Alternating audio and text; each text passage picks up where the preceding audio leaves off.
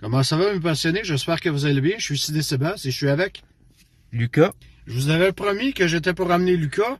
On avait promis, dans le fond, qu'on était pour redémarrer des critiques de films. C'est le cas. Donc, ce soir, va voir le film. Beetlejuice. As-tu des attentes, Lucas, envers le film ou pas du tout? Non, j'ai pas vraiment d'attente envers cette suite. Là, j'ai vu le premier film il y a de cela un bon moment, Ouais, là, quelques années. C'est pareil pour moi. Honnêtement, j'ai vu le premier film il y a genre 15 ans, puis je me rappelle de rien. Bon, moi À non part plus. la célèbre séquence où est-ce que tout le monde dansait avec la chanson Banana Ouais, Song, là. C'était vraiment drôle. Sinon, à part de ça, tu sais que c'est le grand retour de Michael Keaton, pardon. Ouais. Et tu sais que Tim Burton revient à la charge d'un film après le désastre du Le film qui Dumbo. s'appelle Dumbo, oui. Est-ce que ça augmente tes attentes ou t'en as juste pas? Ouais. Non, j'en ai juste pas Ok. personnellement. Tu savais qu'originalement, le film était censé être un film de streaming seulement? C'est en blague? Non. Non, tu savais pas ça? C'est genre, le film était censé être sur HBO Max avec un budget de genre 147 millions. Et ben Burton, le connaissant très bien, ben il tient tête à tout. Sauf à Disney. Non, sérieusement, il tient tête à tout.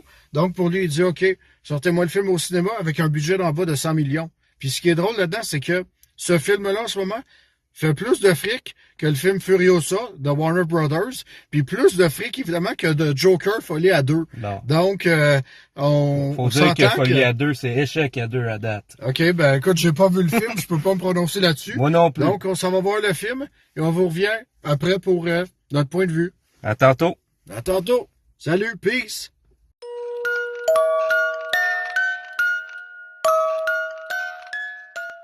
Bon, bien nous revoilà, on est de retour du cinéma après 2 heures. Dis-moi donc, Lucas, Ouais. qu'est-ce que t'as pensé de Beetlejuice? Moi, j'ai vraiment apprécié le film, là. J'ai eu beaucoup de plaisir à regarder cette suite-là. C'est quoi tes points forts? Admettons, y a-tu quoi dans l'histoire que t'as apprécié? Le fait de voir Winona Ryder, Michael Keaton? Ouais, j'ai beaucoup apprécié voir tous ces personnages-là, que ce soit, comme il dit, Michael Keaton, Winona Ryder, William Dafoe, qui m'a fait bien rire, là. Oui. Ben, faut avouer, pareil, que tu sais, c'est quand même...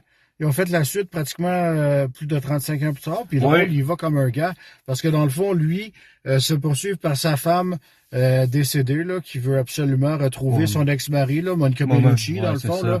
Ben, moi, j'ai apprécié le côté, l'excentricité qu'on retrouve dans le premier film, on retrouve ça dans le deuxième, c'est vraiment génial. Oui, ben spécialement, moi, du point de vue, admettons, animatronique, il y a vraiment beaucoup mis d'emphase sur les décors, les maquettes, l'animatronique, spécialement, mettons, la créature qu'on appelle Sandworm. Ouais. On peut faire référence à Dune, parce qu'il y a une référence pour le film Dune dans ce film-là, ce qui est quand même très drôle. Le contexte était parfait pour C'était faire la vraiment parfait, oui, référence. c'est un point, mais j'aime ça que le fait, bon, 100 millions, excusez-moi, là, mais bon, le fait d'avoir un budget mince ou maigre de 100 millions, ben honnêtement, le fait d'avoir, tu sais, que ce soit son propre film, petit au niveau de la mise à l'échelle, c'est quand même très bien fait.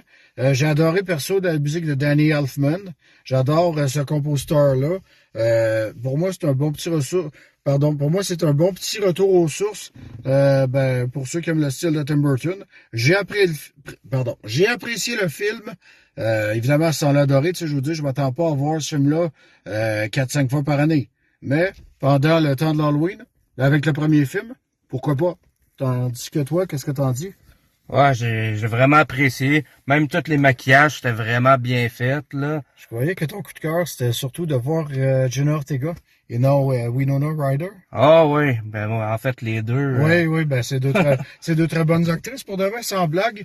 La première scène où on la voit, elle est dans une école habillée en écolière. Je croyais personnellement voir un extrait de la série télé Wednesday, là, mercredi. Ouais, mercredi. J'étais comme un peu mélangé. Je me dis, OK, est-ce qu'on est dans le bon truc ou... Et qu'est-ce qui est drôle, c'est que le pseudo copain de Jenna Ortega dans le film, sans trop spoiler, c'est un monstre, un fantôme. J'ai pas adoré, j'ai trouvé ça très drôle. Ouais. Michael Keaton, 2 pouces en l'air. C'est soit qu'on aime ou soit qu'on n'aime pas le film. Pour ma part, je donne un bon 6,5 sur 10. OK, c'est Et bon. toi? Moi, j'y donne à peu près 7. C'est surtout du point de vue technique. Il y en a qui vont aimer, il y en a qui vont détester.